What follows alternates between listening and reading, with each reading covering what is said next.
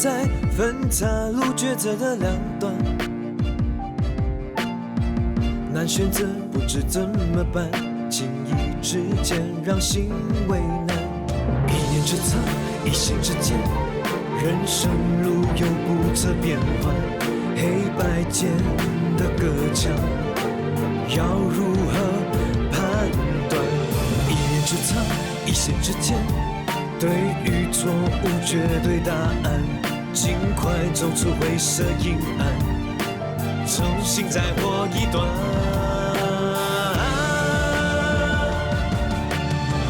拒绝这诱惑的迷幻，捍卫着心中不变的答案。别为了那欲望掉入了深渊黑暗，要感受心中那股炽热力量。我不断反复地想燃起心中太阳，朝着光一定不会遗忘。驱散心里的黑暗，举起不屈的能量。无论何时坚信着我的信仰。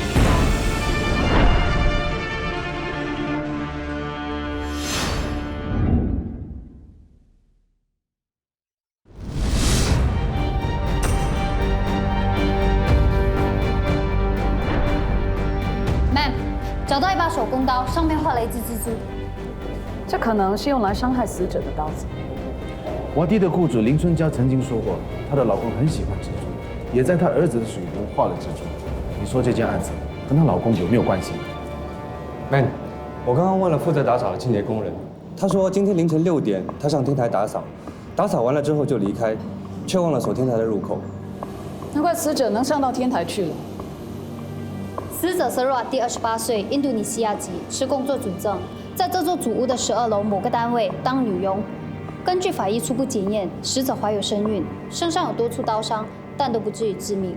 真正的死因是溺水。还有，死者的背后有刀伤，根据伤口的位置断定，应该是属于他人造成的。也就是说，案发的时候，现场除了死者，还有另外一个人跟他在一起。根据林春娇的口供，瓦蒂在她家当了半年多的女佣。最近交了男朋友，还把肚子给搞大，所以准备把她遣送回国。假设瓦蒂是被人谋杀，凶手很有可能是利用刀子伤害死者，把他拖进水箱里，把他的头按在水里，直到他溺死，然后再逃走。我们现在到林春娇的家去。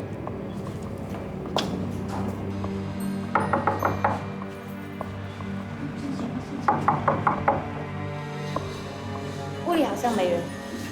警官，听说天台的水箱里发现了尸体，是不是真的？那我们家里的水会不会有问题啊？喝下去的是湿水，怎么会没问题？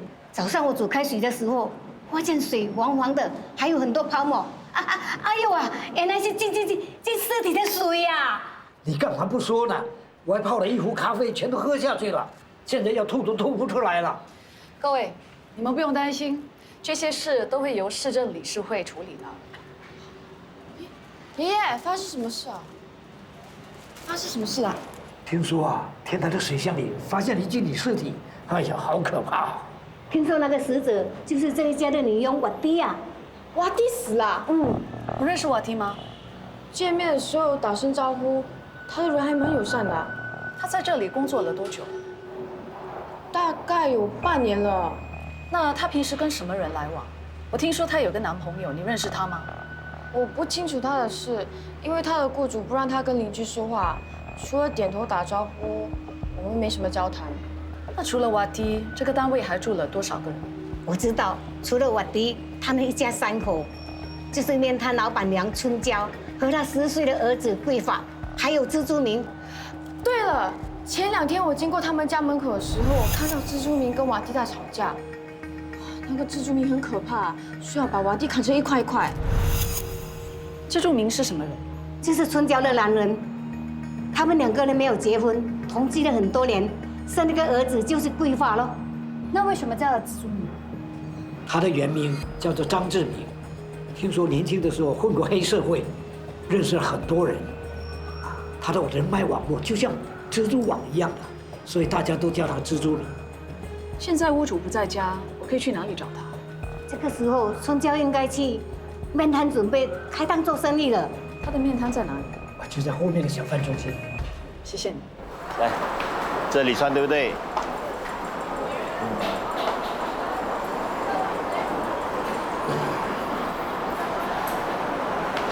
OK 了。哎，啊？干嘛不按啊？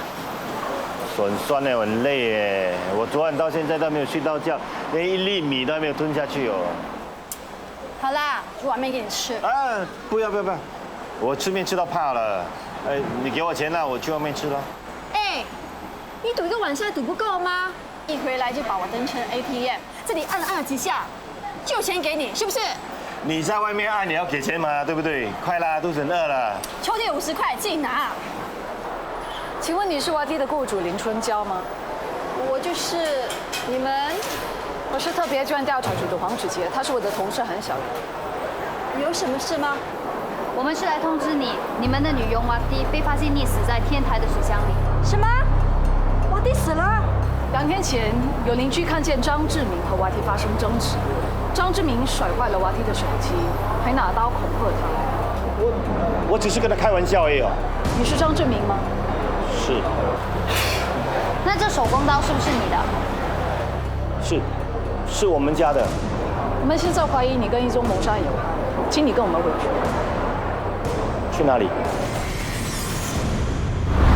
哎呦 ，Madam， 你抓我来干什么？在娃弟溺毙的前2天，有证人看到你和他发生争执，你偷了他的钱，还拿刀恐吓他，说要杀死他，有没有这回事？有，偷钱我承认，但是我没有杀人哦。哎 ，Madam 啊，才那几百块而已，又不是几百万哎，他就跟我要生要死哦，整天要说要 complain 妈妈，我听了当然生气啦，所以我就随手拿把刀子来吓他妈，我要他闭嘴哎，有错没？你只吓他吗？哎，要不然 ，Madam， 你真的以为我会杀他咩？才那几百块吗？我是好赌，但是我不笨呢，为了那几百块赌上我这条命咩？赔上去呀、啊？有没有搞错？你下娃梯的时候，是不是用这把刀？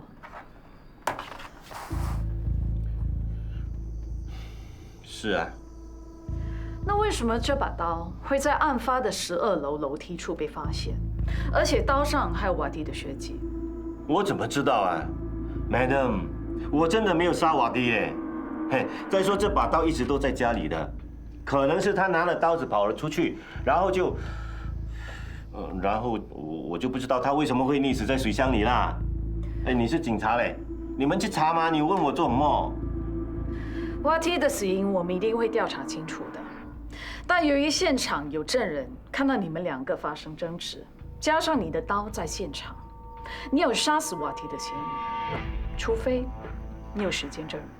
时间证人？什么是时间证人？林春娇说你一整晚没回家，你去了哪里？我去赌啊，赌输钱，心情不好啊，我就买了酒去公园喝咯，喝醉了就躺在那边睡着了，天亮我才回来的啊。那有没有证人可以证明你说的话？没有啊，就我一个人哦。既然你没有时间证人，我们必须暂时把你扣押，不能保释，直到案情有了新进展。哎 ，Ma'am， 我真的没有杀人嘞，你扣押我干嘛？我儿子是警察嘞，我也知道什么叫奉公守法嘞。你不信啊？你不信你去查了，我儿子叫张贵祥。张贵祥，交通警察部的张贵祥。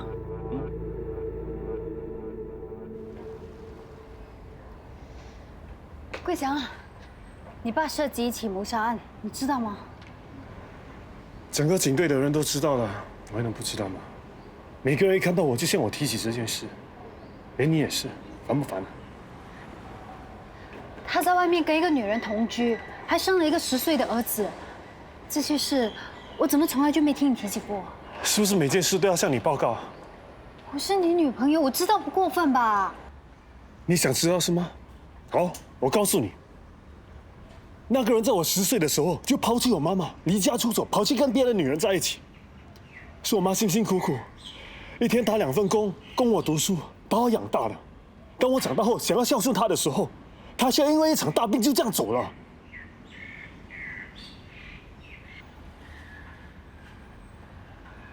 她是因为操劳过度才会生病的，走的时候还不到50岁。要不是那个人无情无义，让我妈这么辛苦，她也不会这么早就离开我。当她丢下我妈不管的那一刻起，我跟她就完全一点关系都没有。好了好了，你的心情我能理解的。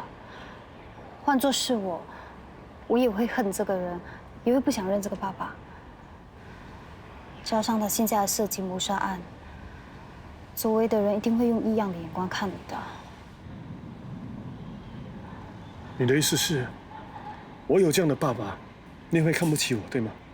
我不是这个意思，我只是觉得他多少会影响你的前途。你是担心你自己吗？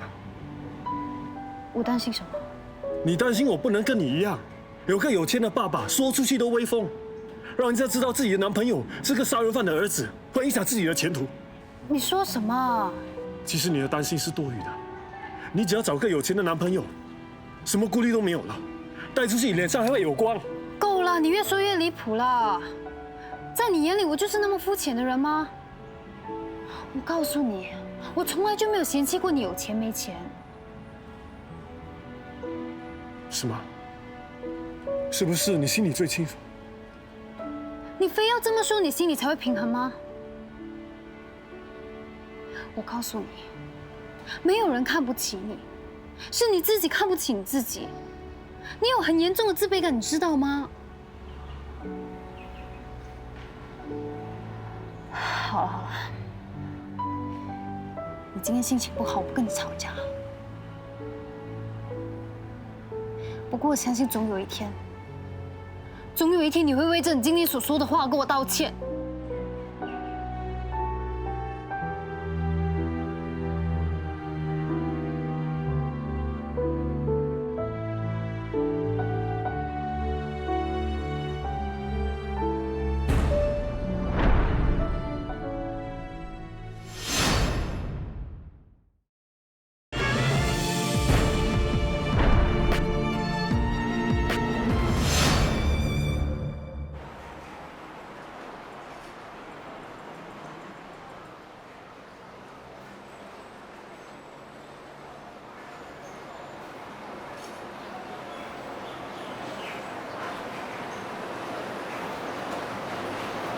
喂，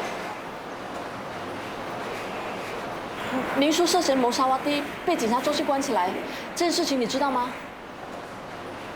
你知道？你还一副事不关己的样子，他是你爸爸。我没有爸爸，我爸爸早就死了。你真的这么恨明叔？你希望他死吗？明叔当年抛弃你们母子，跟我阿姨在一起是他不对，你恨他我可以理解。你理解就不要再讲废话，那个人的事我不想知道。可是就算你再怎么恨他，他还是你爸爸，这是改变不了的事实。这些年来，你不认他这个爸爸，他也好像没有把你这个儿子放在心上。其实不是这样的。说够了没有？明叔常常很骄傲的跟人家说，他的儿子是当警察的。桂花考试不及格的时候，他会骂他说：“你有你哥哥一半的聪明啊，那就好啦。”其实，明叔心里对你一直都有愧疚，他一直都记挂着你的。明叔虽然是好赌又懒散，可是他绝对不会杀人的。现在他成了嫌疑犯被关起来，就算你不去看他，你是不是也应该为他做点什么？喂，难道你想要什么都不管，眼睁睁的看着他被判死刑吗？喂！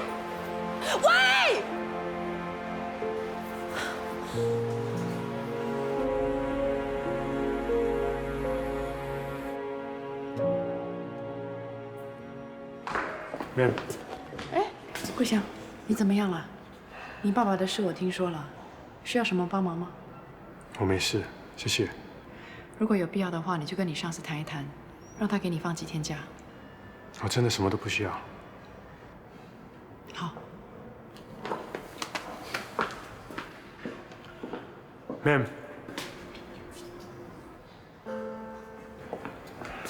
你以前在 CID 部门工作过，能不能帮我问一下你爸爸的情况？没问题。Thank you, ma'am。不客气。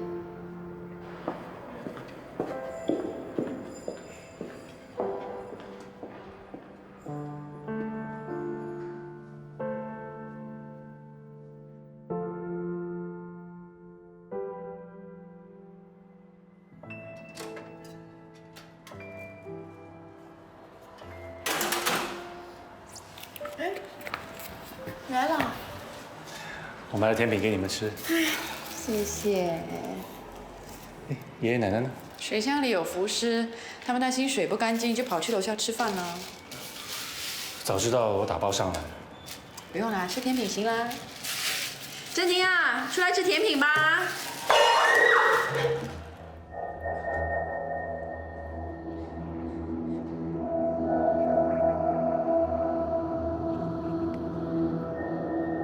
发生什么事了？有蟑螂，蟑螂在哪里？飞出去了。你看你把整个厨房弄成这个样子，哎呦天！你快点帮我去拿扫把来吧，哈。我来吧。谢谢。没事吧？没事，我去拿扫把。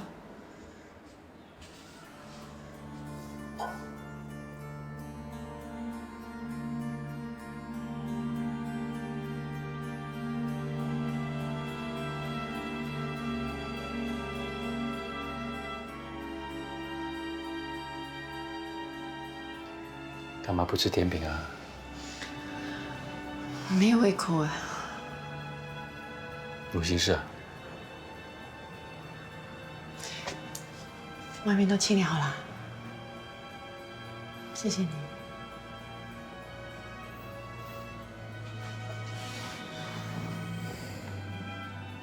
工作压力大。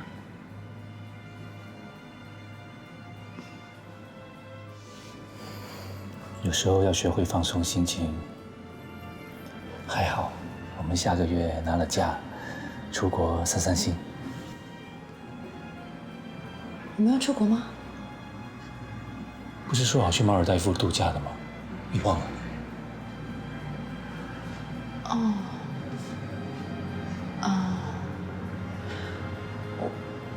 我不想去，不然你自己去吧。我一个人去有什么意思？可是我真的没有心情出国。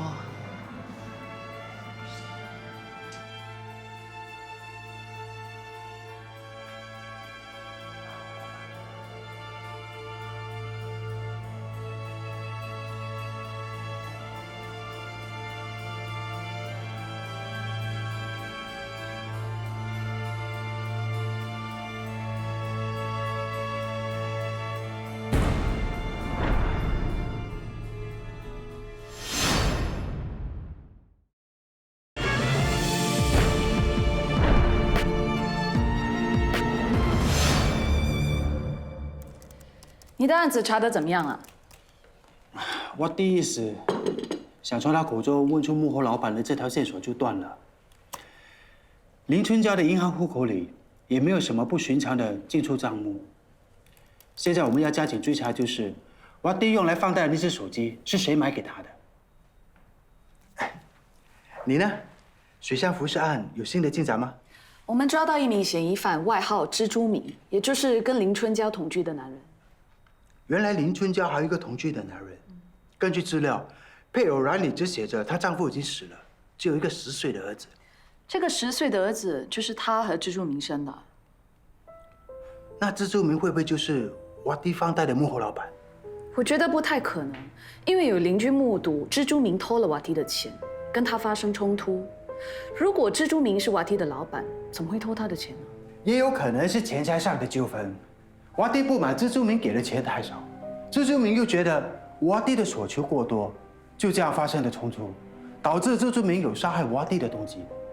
这些只是我们的猜测，还需要进一步的调查。那是当然。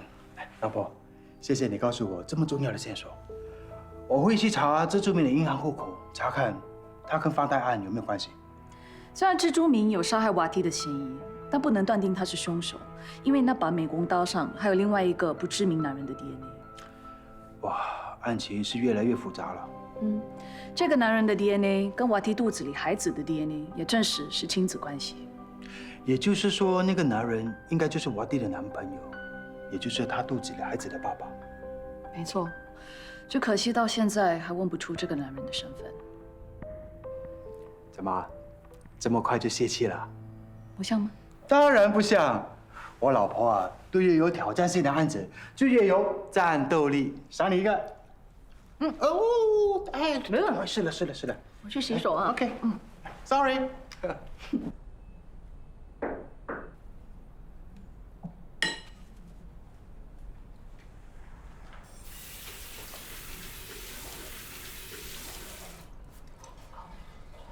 谁呀？我买了份保险，是递送员送保单来。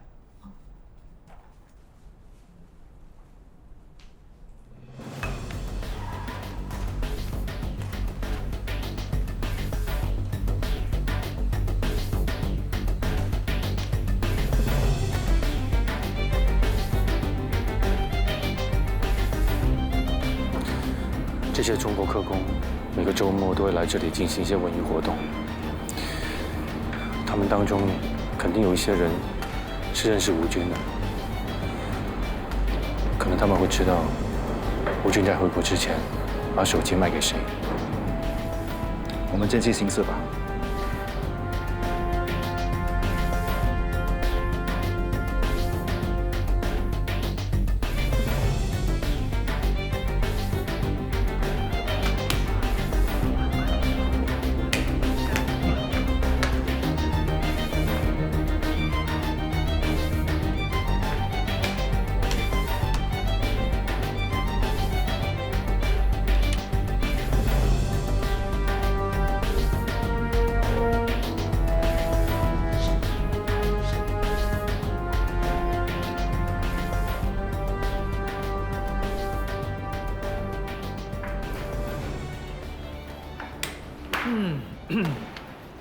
哇，你们的棋术不错啊，很有水准哦。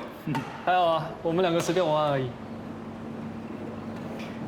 我之前有个朋友，他叫吴军，他也经常来这边下棋的，没有看到他。吴军，他半年前就回国了。那要怎样才能联络到他？你们找他有什么事儿啊？没有，我之前跟他借了几百块钱，现在想要还他，可是打他的电话又打不通。哎，你要怕我将军？将军，好棋。可能是他把电话卖掉了吧？那你知道他在哪吗？你问小赵吧，吴军跟他是同乡，他应该知道吴军家的地址。小赵，小赵是哪一个？哎，小赵，这边有人找你。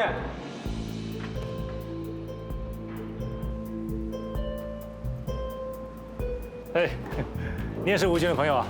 哎，我也是，老乡。对，哎，这是我朋友。哎，你好。哎，你认识他多久啊2年多吧。他什么时候走？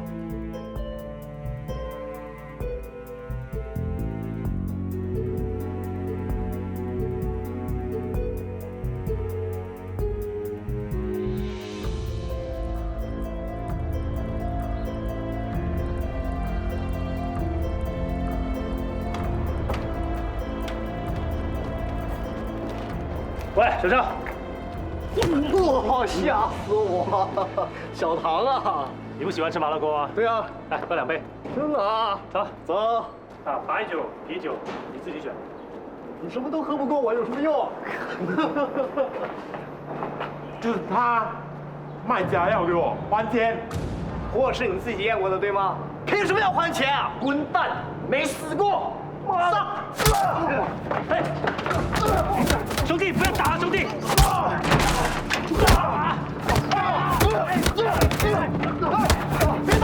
别打了！好，我还钱就是了。下一次给我小心一点。走。喂，你怎样？死不了。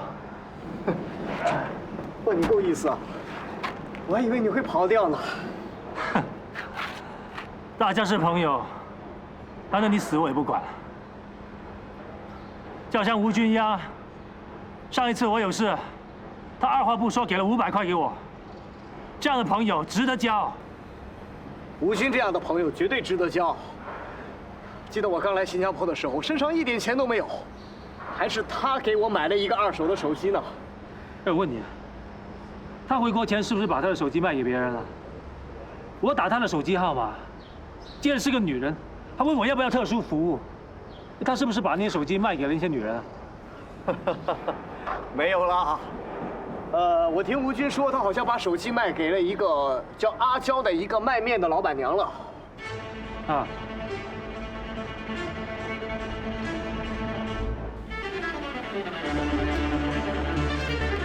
喂，警官，是他们打我，为什么连我也抓？你身上藏有违禁品，现在正式逮捕你。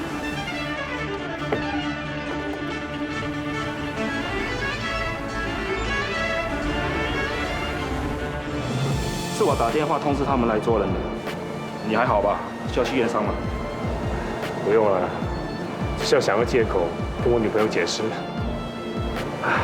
为了得到情报，就算在危险的情况下，我们也不能轻易表明身份。不过你总算拿到要拿的资料，这顿打没有白挨了。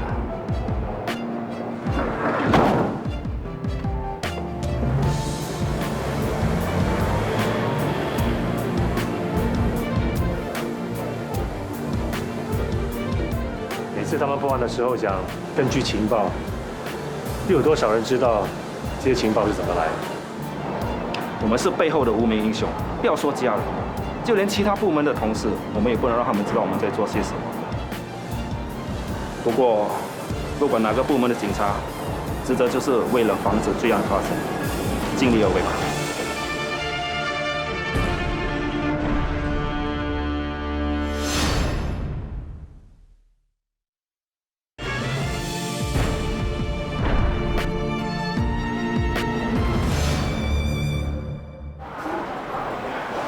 林春娇女士，哎，怎么又是你们？瓦蒂已经死了，我老公也被你们抓去关起来，你们还要问什么啊？我们现在怀疑你涉嫌非法放贷，请跟我们回警局。警官，你们有没有搞错？非法放贷的是瓦蒂，我一直都是安安分分在卖我的面，赚的是血汗钱。你们到底要调查我什么？我们查到瓦迪放贷的手机是你买给他的，是你出钱让瓦迪放贷，瓦迪只是你的跑腿，真正的幕后老板是你，对不对 ？Sir， 饭可以乱吃，话可不能乱说。你有证据吗？当然有。我们调查了张志明的银行户口记录，存进去的钱和提出来的数额，跟瓦迪那本账簿上的记录是相符的。那个户口是阿明的，你们应该去问他才对，怀疑到我头上干什么啊？但是说的也奇怪 ，CCTV 拍到的，每次都是你去存钱和提款，你这又怎么解释？钱是阿明给我的，他要我帮他存进银行里，我就帮他存啊。他用钱的时候要我帮他提，我就去提了。你没问他钱是从哪里来的？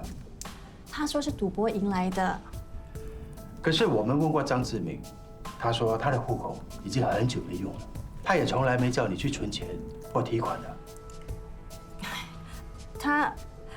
他说谎。我们查过，你在这2个月里买了2个名牌包包、1个金手镯、1条金项链、1枚金戒指，还有衣服、化妆品，总共消费将近1万元。请问这些钱是从哪里来的？当然是我卖面赚来的啊。你说你卖面赚的是血汗钱，是血汗钱的话，就不会这么胡乱的挥霍了。放高利贷就不同了，钱容易赚，花的时候也不会手软。你们不要冤枉我，我没有放高利贷，是阿明跟阿瓦蒂在做，钱是阿明给我花的，他们2个人做什么跟我没有关系，我什么都不知道。就算真的是张志明在放高利贷，但是存钱和提款是你在做，钱也是你在花，你这么做就是知情不报，你们2个都要面对到法律的制裁。那阿明跟我都要坐牢，谁来照顾我阿伯贵发？我也替你担心啊。做人不能太自私，花钱享受的人是你，如果把无辜的人拖下水，你的良心过意得去吗？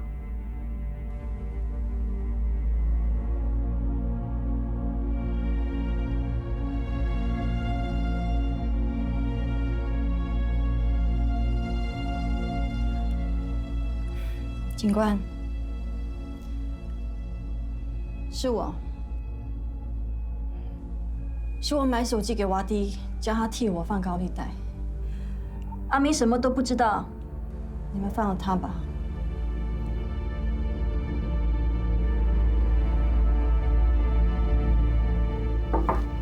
Madam， 午餐时间到，再等我一下好吗？今天这么有空啊？非法放贷案总算可以告一段落。林春家已经承认，他就是操控华帝放高利贷的幕后老板。大家都认为是张志明，没想到是他。原本他想把责任全部推到张志明的身上，后来良心发现，才承认了罪行。算他幸运，华帝肚子里的孩子也证实不是他的。这么说来，张志明就不可能是杀害华帝的凶手。现在嫌疑最大的人就是瓦迪肚子里的孩子的爸爸，也就是她的男朋友。只可惜问了这么多人，没有人知道这个男人的身份。瓦迪手机里也没有任何线索。一尸两命，如果他真的是杀害华帝的凶手，那这个人可真冷血。一定要找出这个关键人物，一切才会真相大白。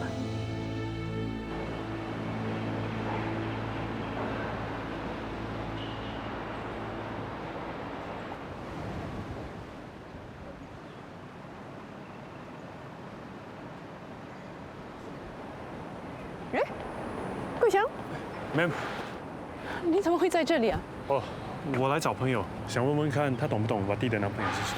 哦，对了，讲到瓦蒂，我正想告诉你，警方调查后发现瓦蒂的死应该跟你爸爸无关，他很快就可以放出来了。真的啊？谢谢你啊，Ma'am。你几时有空，我请你吃饭。不用这么客气啦，我先上去了。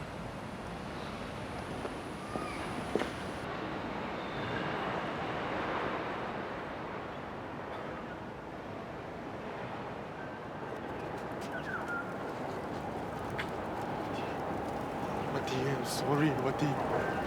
Don't go and find me. I'm very scared. I'm very sorry, okay?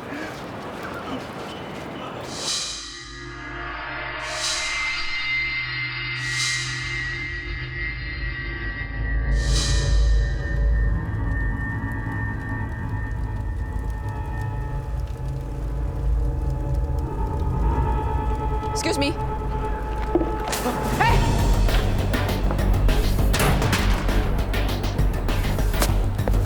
Sam， 什么事啊？快追他，别让他跑了！站住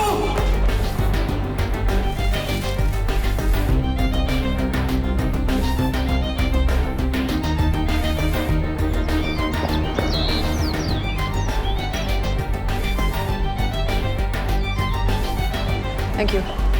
对不起，Ma'am，被他跑了。那个人是谁啊？他是瓦蒂的男朋友，是整个案件的关键人物。他的手机里可能可以给我们提供一些线索。谢谢你啊，这里交给我行吗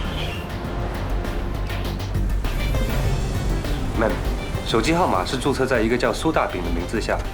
这个苏大炳是东马人，35岁，持工作准证在本地工作，在大排21号7楼105室租了一个房间住。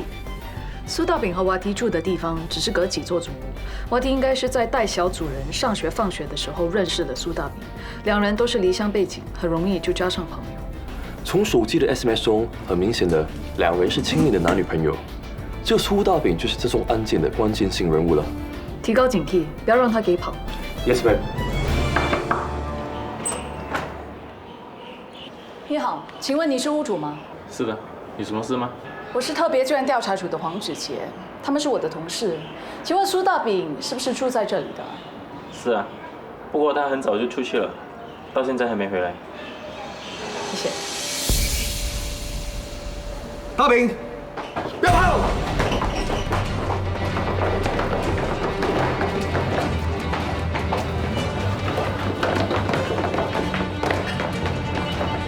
苏大炳，不要跑！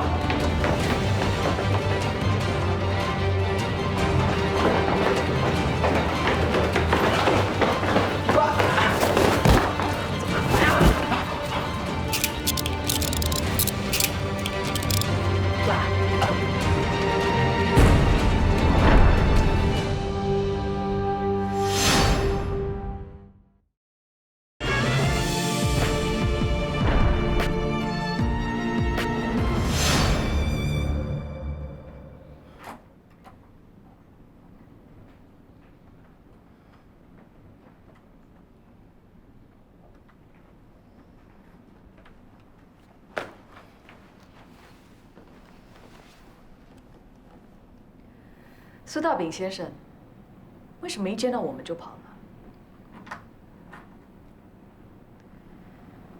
是不是你心里有数？我们为什么来找你？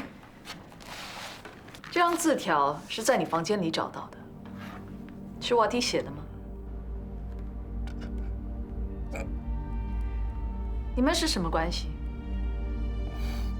朋友。怎么样的朋友？普通朋友，还是亲密的男女朋友？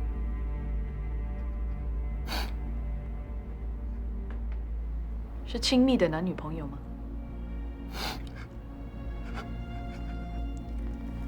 瓦蒂被发现溺毙在天台的水箱里，当时你有在现场吗？她怀了你的孩子，你不想负责，所以把她给杀了。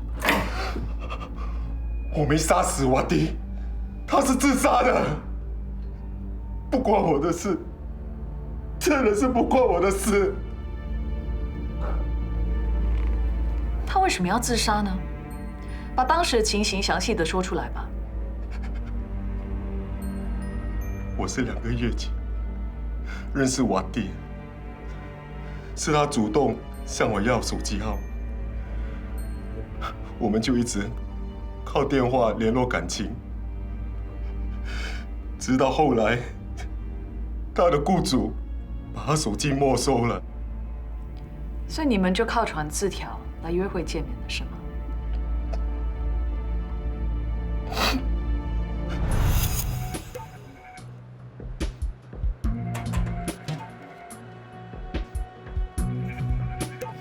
那天，瓦蒂给了我一张字条。这张吗？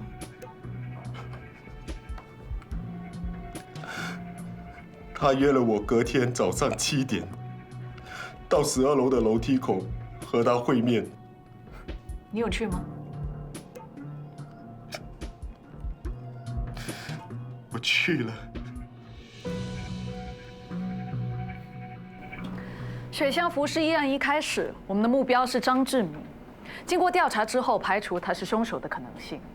我们查出刀上另外一个男人的 DNA 是属于苏大饼，他是瓦蒂的男朋友。根据他的口供，案发当天他约了瓦蒂早上7点在12楼的楼梯处见面。瓦蒂告诉苏大饼，她怀了苏大饼的孩子，而且怀孕的事已经被雇主发现，雇主准备把她遣送回国。他不想回去，要苏大饼对他负责。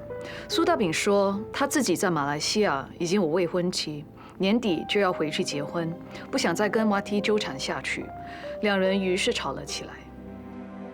瓦蒂激动之下拿出刀子来自残，威胁说，如果苏大饼不肯负责任，他就要死在苏大饼的面前。苏大饼被吓坏了，急忙去抢瓦蒂的刀子，过程中刀子划伤了瓦蒂的背部。苏大饼最终抢过刀子。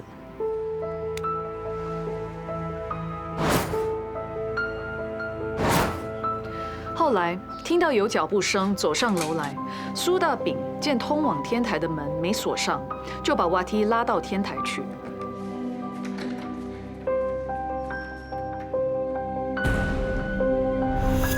在天台上，他劝瓦蒂把肚子里的孩子打掉，不过瓦蒂不肯。还说如果要死，就要跟苏大饼死在一起。最后，他要苏大饼跟他一起殉情，拉着苏大饼跳进水箱。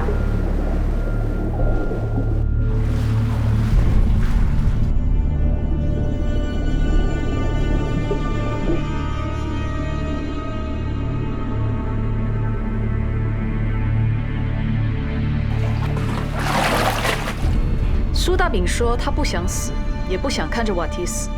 于是把瓦蒂从水里拉上来，却发现瓦蒂已经没气了。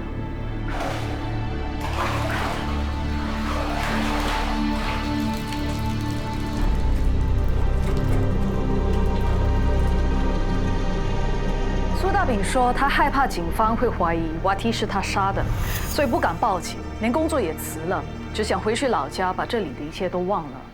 可是他还没有走成，就被我们逮捕了。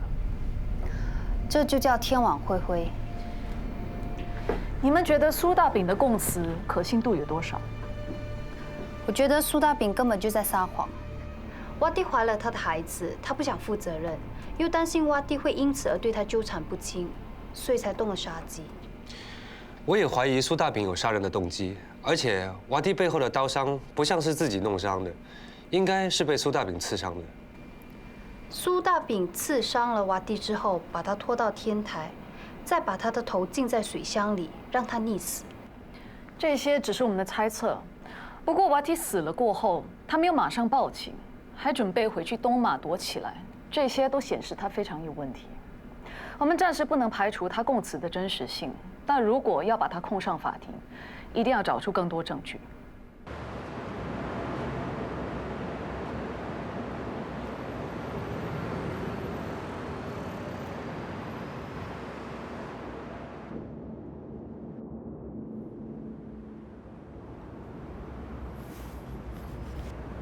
好端端的被怀疑是杀人犯，呸！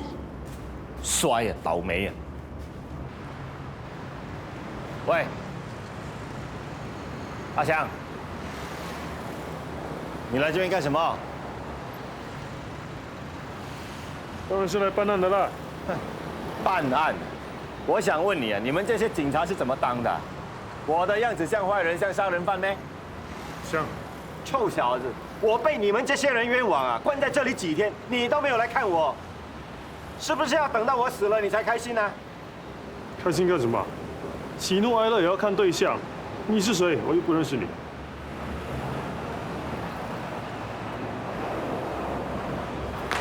不孝子，没有一句安慰的话，还说不认识我。不对呀。说来办案，却转身就走。臭小子，明明是在这里等我，还要讲这种话来气我。不过这一点呢，嘴硬心软，倒跟我有点像。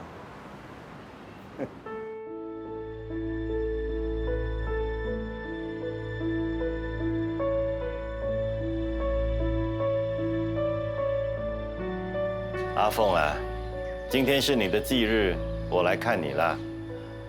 早知道你的命这么短，活着的时候我就应该对你好一点了。当初你要嫁给我，我就告诉你了，我一事无成，什么都没有，跟着我不会有好日子过的。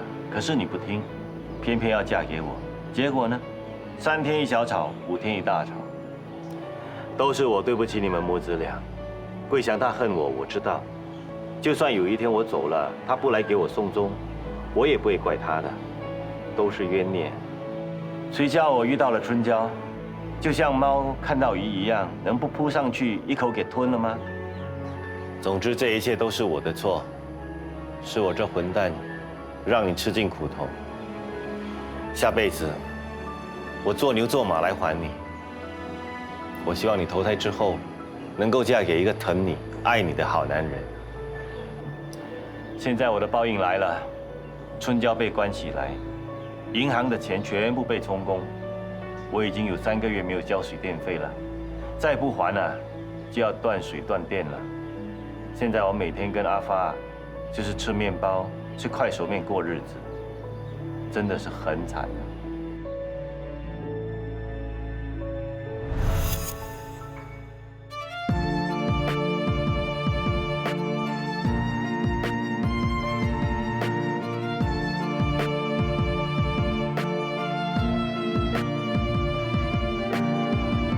我相信一切是无奈的纠缠，我知道你无法抵抗，终究逃避，独自孤单。一念之差，一线之间，人生路有不测变幻，黑白间的隔墙，要如何判断？一念之差，一线之间，对与错无绝对答案，尽快走出灰色阴暗，重新再活一段。